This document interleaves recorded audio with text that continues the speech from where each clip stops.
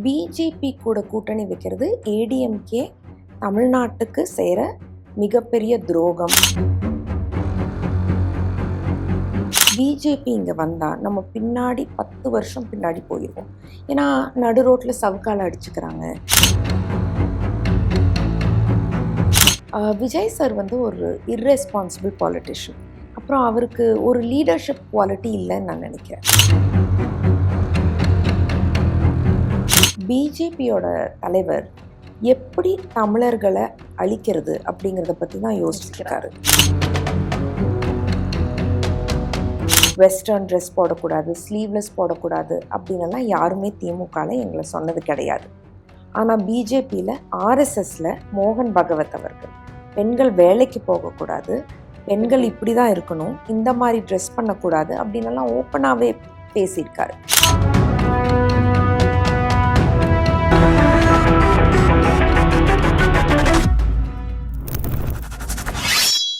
வணக்கம்.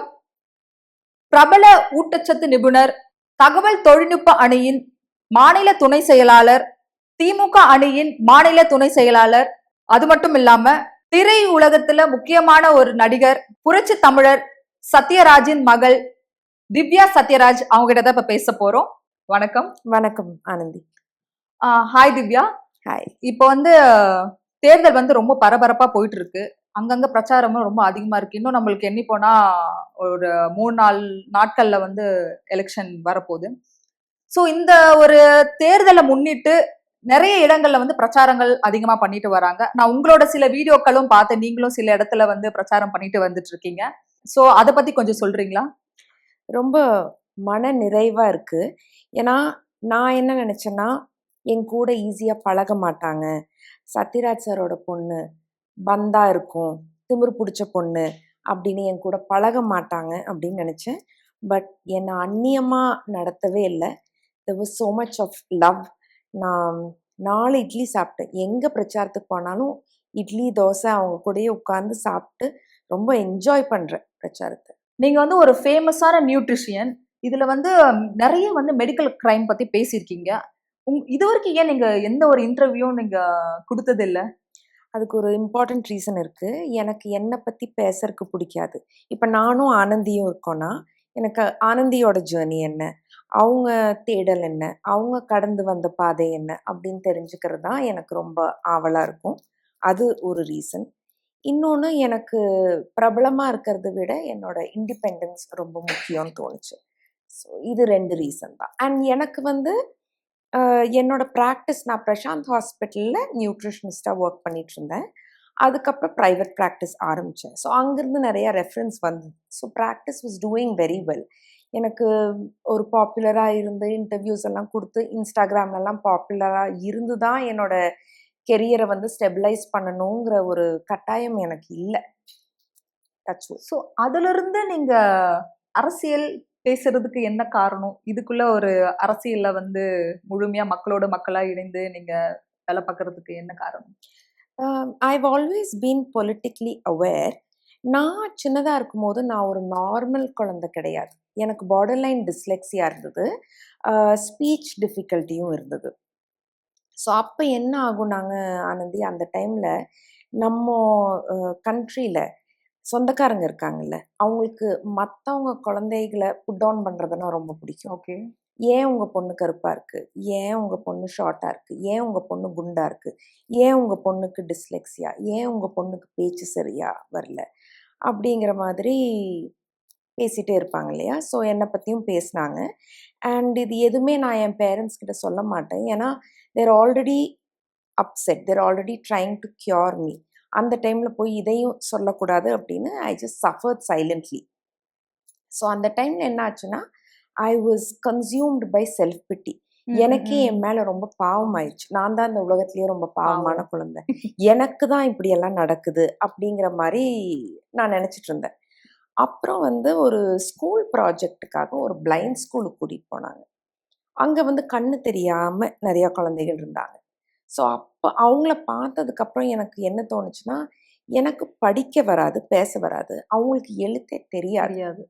ஸோ அவங்க நம்மளை விட ஒரு கம்பேரிசன் பண்ணி பார்த்துட்டீங்க. ஒரு பேடான ஒரு சிச்சுவேஷன்ல இருக்கிறாங்க. அவங்களுக்கு நம்ம என்ன பண்ணலாம் அப்படிங்கிற தேடல் அங்க ஆரம்பிச்சது. நிறைய என்ஜிஓஸ் கூட வாலண்டரி ஒர்க் பண்ணிட்டு இருந்தேன். அப்புறம் என்னாச்சுன்னா, எங்க ரிலேஷன்ஸ் நிறைய கோயம்புத்தூர்ல இருக்காங்க. அவங்கெல்லாம் வந்து ரொம்ப ஆடம்பரமா கல்யாணம் பண்ணுவாங்க. எப்படி இருக்கும்னா, அங்கெல்லாம் நீங்க 6 ஃபங்ஷன் வைக்கிறீங்களா? நாங்க 10 ஃபங்ஷன் வைக்கிறோம். அப்படின்னு ஒரு காம்படிஷன் மாரி காம்படிஷனுக்கே இருக்கும் மோஸ்ட்லி. கல்யாணம். அண்ட் நான் வந்து என்ன கூப்பிடுவாங்க 6 ஃபங்ஷனுக்கும். நான் 6 ஃபங்ஷனுக்கும் போமாட்டேன். ஏன்னா எனக்கு வந்து ப்ளவுஸ் தைக்கிற செலவே வந்து ரொம்ப அதிகமாயிரும் அந்த கல்யாணங்களுக்கெல்லாம். ஸோ நான் ஒரு ஃபங்ஷனுக்கு மட்டும் போயிட்டு அட்டெண்ட் பண்ணிட்டு வந்துருவேன். வந்துருவீங்க. அண்ட் நான் டைமண்ட்ஸ் அண்ட் கோல்ட் போட மாட்டேன். எனக்கு சில்வர் தான் பிடிக்கும். ஐ ஹேட் டைமண்ட்ஸ். ஓகே. ஸோ அதனால வந்து நிறையா அவங்க விமர்சனம் எல்லாம் பண்ணிட்டு இருந்தாங்க என்ன. அந்த டைம்ல வந்து நான் என்ன பார்த்தேன்னா, அந்த கல்யாணத்துல நிறைய உணவு வேஸ்ட் ஆச்சு. நிறைய ஃபுட் வேஸ்ட் ஆச்சு.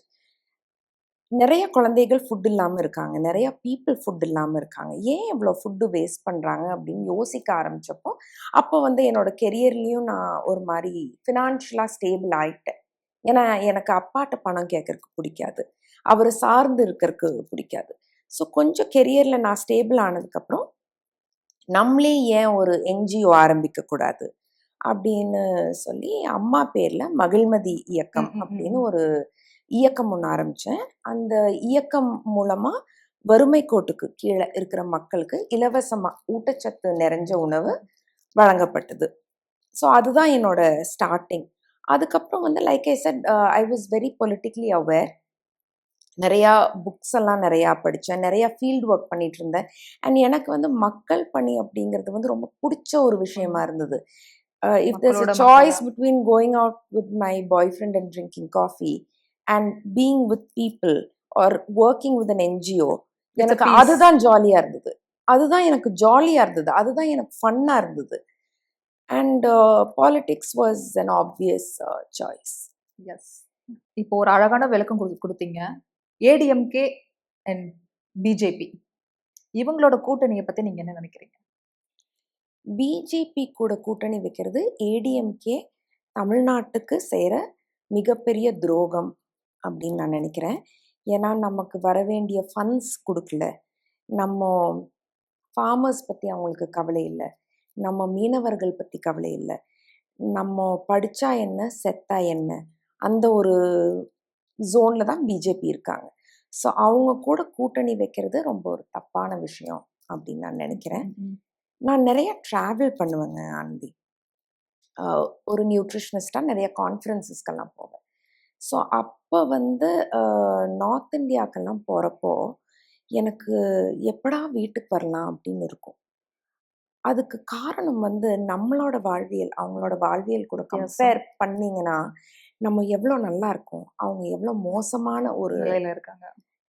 நிலையாக இருக்காங்க அப்படிங்கிறது நமக்கு புரியும். நார்த் இந்தியா ட்ராவல் பண்ணால் அந்த புரிதல் எனக்கு வந்தது. திமுக கவர்மெண்ட் எவ்வளோ ஒரு எஃபிஷியண்ட்டான ஒரு கவர்மெண்ட், மக்களை பற்றி ஒரு புரிதல் இருக்கிற ஒரு கவர்மெண்ட், எங்கள் லீடர் வந்து ஒரு ஆளுமை இருக்கிற ஒரு லீடர் அப்படிங்கிறது எனக்கு நிறையா ட்ராவல் பண்ணப்போ புரிஞ்ச ஒரு விஷயம். பிஜேபி தமிழ்நாட்டில் வரவே கூடாது அப்படிங்கிறது அப்போ தெளிவான ஒரு விஷயம்தான்.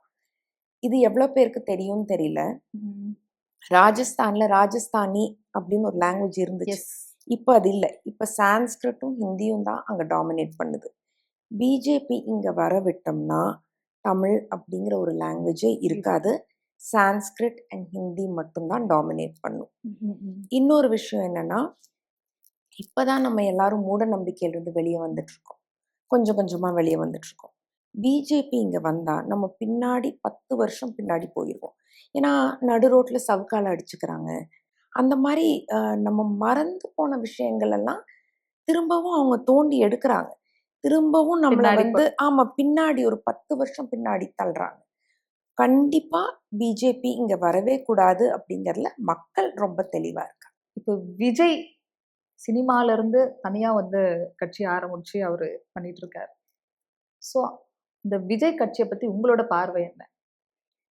டிவிக்கே ஒரு இர்ரெலவெண்டான ஒரு பொலிட்டிக்கல் பார்ட்டி. விஜய் சார் எனக்கு பிடிக்கும். அவரோட படங்கள் எல்லாம் பார்த்துருக்கேன். கில்லி எனக்கு ரொம்ப பிடிச்ச படம். விஜய் சார் வந்து ஒரு இர்ரெஸ்பான்சிபிள் பாலிட்டிஷியன். ஏன்னா கரூருக்கு அவர் லேட்டா வந்தார்.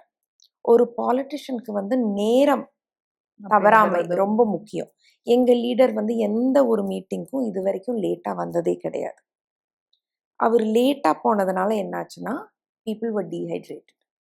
Dehydration caused death. So no responsibility. அதுக்கப்புறம் அவர் அங்க இருந்திருக்கணும். எந்த ஒரு அக்கவுண்டபிலிட்டியும் இல்ல. கிளம்பி வந்துட்டாரு. So he is not responsible. There is no accountability. அப்புறம் அவருக்கு ஒரு லீடர்ஷிப் குவாலிட்டி இல்லைன்னு நான் நினைக்கிறேன். நீங்க ஒரு லீடர்னா, உங்க தொண்டர் வாயிலிருந்து வர ஒவ்வொரு வார்த்தைக்கும் வார்த்தைகளும் நீங்க தான் பொறுப்பு. ரெஸ்பான்சிபிலிட்டி அவர பத்தி பேசினா என்ன மாதிரி ஒரு வயலண்ட், வல்கர் அப்யூசஸ். எங்கள விட்டுருங்க. அவரோட லைஃப்ல இருக்கிற 2 பெண்கள். அவங்கள அவரோட ரசிகர்கள் எவ்வளோ கேவலமா பேசுறாங்க. அத வந்து அவரு கண்டிக்கிறது கிடையாதுன்னா, அவருக்கு எந்த ஒரு லீடர்ஷிப் குவாலிட்டியும் இல்லன்னு அர்த்தம். அண்ட் வந்த உடனே அவர் வந்து நான் தான் சிஎம், நான் தான் சிஎம்னு ஒரு பவர் கேப்சர் பண்ண பார்க்குறாரு இல்லைங்களா? அது ரொம்ப தப்புன்னு நான் நினைக்கிறேன். ஏன்னா, இப்போ நீங்க உங்களுக்கு உடம்பு சரியில்ல. நீங்க புதுசா வந்திருக்கிற ஒரு டாக்டர், நேத்து தான் மெடிக்கல் காலேஜ்ல சேர்ந்திருக்கிற ஒரு டாக்டர் கிட்ட போய் நீங்க வைத்தியம் பண்ண மாட்டீங்க. ஏன்னா, அவருக்கு இன்ஜெக்ஷன் போட தெரியாது, தெரியாது. என்ன மருந்து ப்ரெஷர். குடுக்கறதுன்னு தெரியாது, அவருக்கு ஒண்ணுமே தெரியாது. நாட்ட எப்படி ஒரு எக்ஸ்பீரியன்ஸ் இல்லாத பாலிட்டிஷியன் கிட்ட பரவால்ல குடுத்து பார்க்கலாம், ஓட்டு போட்டு பார்க்கலாம் அப்படின்னு why should we take a chance? And இன்னொரு விஷயங்க ஆனந்தி என்னன்னா, அவரு வந்து நான் எல்லாத்தையும் விட்டுட்டு வந்துட்டேன்னு சொல்றாரு. நம்ம அது எல்லாத்துலயும் சொல்லிட்டு அது இருக்காங்க. வந்து that is irrelevant to us. அது it doesn't make any sense. அது உங்க பிரச்சனை. நீங்க எல்லாத்தையும் விட்டுட்டு வந்தீங்கங்கிறதுக்காக உங்களுக்கு நாங்க ஓட்டு போட முடியாது. உங்களுக்கு மக்கள் பணி பத்தி புரிதல் இருக்கு அப்படின்னு எங்களுக்கு தெரிஞ்சா தான் நாங்க உங்களுக்கு ஓட்டு போடுறோம். நீங்க எல்லாத்தையும் விட்டுட்டு வந்தீங்கன்னா, that's your problem. That's not our problem at all. ம். அதையுமே தாண்டி இன்னும் வந்து பிஜேபிக்கு ஆதரிக்க மக்கள் இருக்க தானே செய்யறாங்க ஒரு பக்கம். இந்த தடவை அது நடக்காது. ஏன்னா பிஜேபி வந்து அவங்க இப்போ ஒரு தலைவர் அவரோட நாட்டை பத்தி யோசிச்சுட்டே இருக்கணும் அப்படின்னு சொல்லுவோம் இல்லைங்களா? பிஜேபியோட தலைவர் எப்படி தமிழர்களை அழிக்கிறது அப்படிங்கிறத பத்தி தான் யோசிச்சுட்டு யோசிக்கிறாங்க. இருக்காரு. அவருக்கு தேவையான ஃபண்ட்ஸ் கொடுக்காம, ஆம், எங்க ஸ்டூடெண்ட்ஸ் படிச்சா என்ன, செத்தா என்ன, எந்த ஒரு பவரும் எங்களுக்கு பார்லிமெண்ட்ல இருக்கக்கூடாது அப்படிங்கிறதுல அவர் ரொம்ப ஸ்ட்ராங்கா ஸ்ட்ராங்கா இருக்காரு. இருக்காங்க. அதனால பிஜேபி தமிழ்நாட்டுக்கு வரவே கூடாதுன்னு மக்கள் ரொம்ப தெளிவா இருக்காங்க. ஓகே. இப்ப இதுவரைக்கும் நீங்க அந்த பிரச்சாரம்லாம் பண்ணிட்டு வரீங்க இல்லையா? இந்த அளவுக்கு உங்களுக்கு திமுகவ ஆதரிக்கணும் அப்படிங்கிறதுக்கு வந்து என்ன காரணம்? நான் எப்போதுமே திமுகவோட கொள்கைகள்ல எனக்கு ஒரு ஈர்ப்பு இருந்தது. அண்ட் நான் திமுகல சேர்ந்து ஒரு ஆக்டிவ் பாலிட்டிஷியன் ஆகி 1 வருஷம் ஆச்சு. நான் தகவல் தொழில்நுட்ப அணியில மாநில துணை செயலாளர். இந்த 1 வருஷத்துல அதுக்கு முன்னாடியே நான் திமுகவ தான் சப்போர்ட் பண்ணிட்டு இருந்தேன். பட் நான் சேர்ந்ததுக்கு அப்புறம் எனக்கு நிறைய விஷயங்கள் தெரிய புரிஞ்சுது வந்தது. திமுகவ பத்தி. அங்க வந்து எல்லாருமே ரொம்ப டவுன் டு எர்த்துங்க ஆனந்தி. ஒரு மாவட்ட செயலாளர், வட்ட செயலாளர், மினிஸ்டர் வரைக்கும் they very approachable. Sekar Babu ஐயா, டிஆர்பி ராஜா அண்ணா, அன்பில் மகேஷ் அண்ணா, உதய் அண்ணா, very down to earth, very approachable people. Vijay சாரை நீங்க பார்க்க முடியுமா? அவர்கிட்ட பேச முடியுமா? கை Difficult. கொடுக்க முடியுமா? இப்ப முடியும். பிகாஸ் எலெக்ஷனுங்கிறதுனால அவர் வந்து கோலம் போடுறாங்க. போடுறாரு, என்னென்னமோ பண்றாரு. பட் இதுக்கு முன்னாடி அவர் இதுவரைக்கும் பிரஸ்ஸ கூட மீட் பண்ணலீங்களே ஆனந்தி. இப்பதானே பிரஸ் ஏதோ ஆமா, ஒரு ஆமா, ஆமா. இன்டர்வியூ நான் இப்போ மேல இருக்கும்போது பார்த்தேன். அம் பிரஸ் வந்து வெறும் பிரஸ் கிடையாதுங்க. பிரஸ் வந்து மக்களுக்கும், பாலிட்டிஷியன்ஸ்க்கும் நடுவுல இருக்கிற காமன் ஃப்ரெண்ட். இப்ப நான் உங்ககிட்ட ஒரு விஷயம் சொல்றேன்னா, அது பீப்பிள் பார்ப்பாங்க. அதனால என்ன பத்தி நான் சில விஷயங்கள் சொன்னா தான் மக்களுக்கு வந்து ஒரு புரிதல் இருக்கும். நான் என்ன பண்றேன் அப்படிங்கிறது. ஸோ பிரஸ் மீட்டே வைக்கல, பிரஸ்ஸையே சந்திக்கல. அதுக்கு காரணம் அவரு சொல்ற காரணம் வந்து நான் ஏதாவது தப்பா சொல்லிருவேன்னு எனக்கு ஒரு ஹெசிடேஷன் யோசிக்கிறாங்க. இருக்கு அப்படின்னு. அந்த அளவுக்கு கூட உங்களுக்கு ஒரு அரசியல் புரிதல் இல்லன்னா, நீங்க அரசியலுக்கு வரவே கூடாது. நான் வந்து புதுசா யாரும் அரசியலுக்கு வரக்கூடாதுன்னு சொல்லல. பட் அரசியல பத்தி தெரிஞ்சுட்டு வாங்க. அண்ட் வந்தோனே நீங்க சிஎம் ஆக முடியாது இல்லைங்களா? நீங்க நேத்து தான் வந்தீங்க. வந்தோடனே எப்படி நீங்கள் மெடிக்கல் காலேஜில் சேர்ந்த உடனே நீங்கள் எப்படிங்க ஆப்ரேஷன் பண்ண முடியும்? நீங்கள் 5 வருஷம் கழிச்சு எக்ஸ்பீரியன்ஸ். அதுக்கப்புறம் படித்து ப்ராக்டிஸ் பண்ணி எக்ஸ்பீரியன்ஸ் வந்ததுக்கப்புறம் தான் நீங்கள் ஒரு ஆப்ரேஷன் பண்ண முடியும். நீங்கள் புதுசாக சேர்ந்துருக்கிற ஒரு டாக்டர் கிட்ட போய் கண் ஆப்ரேஷன் பண்ணிப்பீங்களா? No way. You will be very scared. So அதுதான் அவர் வந்தோடனே நான் வந்து கேப்சர் பண்ணணும், பவர் கேப்சர் பண்ணணும் அப்படிங்கிறாரு. அண்ட் மாற்றம் வேணும்னு சொல்கிறாரு. என்ன மாற்றம்? எதை நோக்கி மாற்றம்? அவர் அந்த மாற்றத்தை எப்படி கொண்டு வர போகிறாரு? எந்த ஒரு கிளாரிட்டியுமே இல்லை, எந்த ஒரு கன்விக்ஷனும் அவருக்கு கிடையாது. அண்ட் ஒரு விஷயம் நல்லா இருக்குதுன்னா அந்தி, அது ஏன் நம்ம மாற்றணும்? ஒரு நல்லா இருக்கிற மருந்து, விஷயத்த. ஆமாம், ஒரு மருந்து சாப்பிட்டா எனக்கு வந்து ஃபீவர் சரியாகுது. அந்த மருந்தை நான் ஏன் மாற்றணும்? நல்லா இருக்கிற விஷயத்த. ஆமா, நம்ம வந்து சரியாகாத ஒரு விஷயத்த பெட்டர்மெண்ட், மாத்தலாம். ஒரு முன்னேற்றம் தான் நம்ம பார்க்கணுமே தவிர, நம்ம ஏன் நல்லா இருக்கிற விஷயத்த மாற்றணும்? இப்போ நம்ம எங்க லீடர் பதவியேற்ற அந்த தருணம் ரொம்ப சவாலான தருணம். கொரோனா வந்து அப்போ உச்சியில் இருந்தது. நம்ம ட்ரெஷரி காலியாக இருந்தது. ஏன்னா ஆப்வியஸ்லி பிஜேபி நமக்கு எந்த ஃபண்ட்ஸும் கொடுக்கல. அந்த டைமில் பதவியேற்று கொரோனாவை கண்ட்ரோல் பண்ணி காலை உணவு திட்டம், புதுமை பெண் திட்டம், பல திட்டங்களை கொண்டு வந்தார். ஸோ இப்போ உங்களோட கணிப்புல தமிழ்நாட்டுல பிஜேபி கண்டிப்பா வராது. கண்டிப்பாக வராது, வரக்கூடாது. வரக்கூடாது. ஓகே. ஸோ கடைசியா ஒரு கேள்வி கேட்கிறேன்.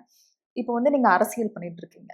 ஸோ இத உங்க அப்பா எல்லா இடத்துல இருந்து பார்த்துட்டு இருப்பாருன்னு நான் நினைக்கிறேன். ஸோ இதை சார்ந்து உங்க அப்பா கிட்ட நீங்க டிஸ்கஸ் பண்ணுவீங்களா, பேசுவீங்களா? அப்பாவுக்கும் உங்களுக்குள்ள ரிலேஷன்ஷிப் எப்படி இருக்கும்? எனக்கும் அப்பாவுக்கும் ஒரு நார்மல் பேரண்ட் சைல்டு ரிலேஷன்ஷிப். நான் தான் பேரண்ட், அவர் தான் சைல்டு. நான் சின்னதுலேருந்தே I've always felt I'm much older than him. I'm like a grandmother to him அப்படிங்கிற ஒரு விஷயம் எனக்கு எப்போதுமே இருந்தது. என்றைக்குமே அவரை சார்ந்து இருக்கக்கூடாதுங்கிறதுல நான் ரொம்ப கிளியராக இருக்கேன். ஒரு நியூட்ரிஷனிஸ்டாக என்னோட கெரியரில் ஜெயிக்கிறதுக்கு அவரோட பேரை நான் என்றைக்குமே யூஸ் பண்ணது கிடையாது. I pay my bills. I don't expect any financial support from him. எந்த ஒரு விஷயத்துக்கும் அவர் என்னை தூக்கி விடக்கூடாது அப்படிங்கிறதுல நான் ரொம்ப கிளியராக இருக்கேன். பாலிடிக்ஸை பொறுத்த வரைக்கும் எல்லாமே என்னோட சாய்ஸ் தான். அப்பா வந்து அரசியலையே இல்லை, அவருக்கு சினிமா தான் எல்லாமே. அவருக்கு he's never been interested in politics. Okay. I've always been interested in politics. எனக்கு லேட் டீன்ஸ்லேயே நான் nutrition will be my career and politics is my passion அப்படிங்கிறதுல நான் ரொம்ப கிளியராக இருந்தேன். ஓகே. திமுக கட்சி ஊழல் கட்சின்னு பிஜேபி சொல்றாங்க. ஸோ இது நீங்க எப்படி பாக்குறீங்க? அதுக்கு என்ன ப்ரூஃப்? ஊழல் அப்படிங்கிறாங்க, அது ஒரு ப்ராட் டேர்ம். கரப்ஷன் அப்படிங்கிறது ஒரு ப்ராட் டேர்ம். அதுக்கு ஸ்டாட்டிஸ்டிக்ஸ் அவங்க கிட்ட இருக்கா? என்னை பொறுத்த வரைக்கும் ரொம்ப கரப்டான ஒரு கட்சி பிஜேபி தான். ஏன்னா they are morally very corrupt. அதனால கரப்ஷன் ரொம்ப ஜாஸ்தி இருக்கிற ஒரு கட்சி பிஜேபி. திமுக கரப்ட் கிடையாது, அதுக்கு எந்த ப்ரூஃபும் இல்லை. ஸோ திமுக கரப்ட்டுங்கிறத நான் ஒத்துக்கவே மாட்டேன். இன்னொன்று, இப்போ உங்களோட இன்ஸ்டாகிராம் பேஜில் நீங்கள் ஒரு பொலிட்டிஷியனாக இருக்கிறீங்க. ஸோ உங்கள் இன்ஸ்டாகிராம் பக்கத்தில் ஃபுல்லாக வந்து நீங்கள் ஒரு வெஸ்டர்ன் ட்ரெஸ் போட்டுட்டு இப்படிலாம் இருக்கிறது வந்து உங்களுக்கு ஏதாச்சும் இது வந்து பாதிக்கப்படுதா, இல்லை எந்த மாதிரி பேசுகிறாங்க? திமுக முற்போக்கு சிந்தனையுள்ள ஒரு கட்சி. எங்களுக்கு ட்ரெஸ் கோடே இருந்தது கிடையாது. வெஸ்டர்ன் ட்ரெஸ் போடக்கூடாது, ஸ்லீவ்லெஸ் போடக்கூடாது அப்படின்னலாம் யாருமே திமுகவில் எங்களை சொன்னது கிடையாது. ஆனால் பிஜேபியில் ஆர்எஸ்எஸ்ல மோகன் பகவத் அவர்கள் பெண்கள் வேலைக்கு போகக்கூடாது, பெண்கள் இப்படி தான் இருக்கணும், இந்த மாதிரி ட்ரெஸ் பண்ணக்கூடாது அப்படின்னலாம் ஓப்பனாகவே பேசியிருக்காரு. எங்கள் கட்சி அந்த மாதிரி இல்லை அப்படிங்கிறத நான் ரொம்ப பெருமையாகவும் ரொம்ப கர்வத்தோடவும் சொல்கிறேன். We've never had a dress code. We can wear what we want. ஒருவேளை நீங்க வந்து பிஎம் மோடி அவரை சந்திக்கிற ஒரு வாய்ப்பு வந்துச்சுன்னா அவரை பார்த்தா நீங்க என்ன ஒரு கேள்வி கேட்பீங்க? எனக்கு அவரோட க்ளோத்ஸ் ரொம்ப பிடிக்கும். அவரோட ஃபேஷன் சென்ஸ் ரொம்ப பிடிக்கும். நல்லா அழகா கிளாமரா ட்ரெஸ் பண்ணுவார். ஸோ அதை பற்றி கேட்பேன் அவர்கிட்ட. வேற ஒன்றுமே இல்லை அவர்கிட்ட கேட்கறக்கு. நாட்டை பற்றி கேட்க முடியாது, ஏன்னா அவருக்கு எந்த ஒரு புரிதலும் இல்லை. தமிழ்நாட்டை பற்றி கேட்க முடியாது, ஏன்னா அவருக்கு தமிழ்நாட்டை பிடிக்காது. ஸோ அவர்கிட்ட ஸ்கின் கேர், அவரோட ஃபேஷன் சென்ஸ், அவர் எங்கே குர்த்தா வாங்குறாரு அதெல்லாம் கேட்பேன். அவரோட வேஸ்ட் கோட் ரொம்ப அழகா இருக்கு, அதை பற்றி கேட்பேன். சரி, ஓகே. இது வந்து அவர் உடை சார்ந்ததும் அந்த மாதிரி நீங்க சொன்னீங்க. ஒரு வேற என்ன இன்ட்ரெஸ்டிங்கா கேட்பீங்க? நீங்க அந்த உடையெல்லாம் விட்டுருங்க. உடை, ஸ்கின் கேர் அதெல்லாம் விட்டுருங்க. அது அடுத்து வேற என்ன அவர் எப்போதுமே ஆனந்தி ஃப்ரெஷ்ஷாவே இருக்காரு. இப்ப நான் பிரச்சாரத்துக்கு போனேன் இல்லைங்க, நான் வந்து பயங்கரமா டேன் ஆயிட்டேன். அண்ட் ஒரு டயர்ட்னஸும் இருந்தது. ஏன்னா காலையில நியூட்ரிஷன் ஒர்க், பிரச்சாரம் மாறி மாறி பண்றதுனால கொஞ்சம் ஒரு டயர்ட்னஸ், ஒரு டீஹைட்ரேஷன் இருந்தது. அவரு எப்போதுமே ஃப்ரெஷ்ஷாவே இருக்காரு. ஐ திங்க் அவர் வேலை செய்யாததுனால ஃப்ரெஷ்ஷா இருக்காருன்னு நெனைக்கிறேன். நம்ம உழைச்சா தாங்க டயர்ட் ஆவோம். வேலையே செய்யாம அப்படியே உட்காந்துருந்தா டயர்ட் ஆக மாட்டோம். அதனால அவர் ஃப்ரெஷ்ஷா இருக்காருன்னு நெனைக்கிறேன். ஸோ உங்களுக்கு வாய்ப்பு கிடைச்சா கண்டிப்பா இந்த ஒரு கேள்வி நீங்க ஆமா. இந்த கேட்கணும்னு 2 கேள்வியும் கேட்பேன். ஃபேஷன் சென்ஸ் எப்படி நீங்க ஃப்ரெஷ்ஷாவே இருக்கீங்க? இந்த பிஜேபி வந்து மதக்கலவரம்ங்கிற விஷயத்த ஒரு பெரிய விஷயமா பண்ணிட்டு இருக்காங்க. இத பத்தி நீங்க என்ன நினைக்கிறீங்க? அதனால தாங்க அவங்க ரொம்ப மாரலி கரப்ட்ன்னு நான் சொல்றேன். இப்ப மணிப்பூர்ல ஒரு விஷயம் நடந்தது. அது அவர் கண்டுக்கவே இல்ல. அது வேற விஷயம். அதே மாரி ஒரு இன்சிடென்ட் முஸ்லிம் பெண்களுக்கு நடந்தா பிஜேபி கண்டுக்க கூட மாட்டாங்க. கண்டுக்க மாட்டாங்க. கண்டுக்கவே மாட்டாங்க. Muslims R not safe in BJP's rule. அவங்களும் மக்கள் தானங்க. அவங்களுக்கு தெரிஞ்சதெல்லாம் ஹிந்தி, பானிபூரி அது மட்டும் தான். நார்த் இந்தியா, சவுத் இந்தியாவும் இருக்குல்லங்க. கரெக்ட். அத பத்தி அவங்க கண்டுக்கிறதே கிடையாது. எனிவே ரொம்ப அருமையான விளக்கம் திவ்யா. இத நீங்க சொன்னது எல்லாமே மக்களுக்கு போய் சேர்ந்திருக்கும். மக்கள் வந்து முடிவு பண்ணியிருப்பாங்க. இப்ப யாருக்கு ஓட்டு போடணும், யாருக்கு ஓட்டு போடக்கூடாதுன்னு. ஸோ உங்களோட இன்டர்வியூக்கு ரொம்ப நன்றி. Thank you for your time. ஊடகம், கார்ப்பரேட், அரசியல்வாதிகளின் கைப்பாவையாக அடிமைகளாக இருந்தது போதும். இனி சாட்டை எடுத்து சுழற்றும் நேரம் வந்துவிட்டது. ஊடகம் பொதுமக்களாகிய உங்களுக்காக, உங்களாலேயே இயக்கப்பட வேண்டும். ஊடக சுதந்திரத்திற்காக உங்களின் பங்களிப்பை இன்றே அளித்திடுங்கள்.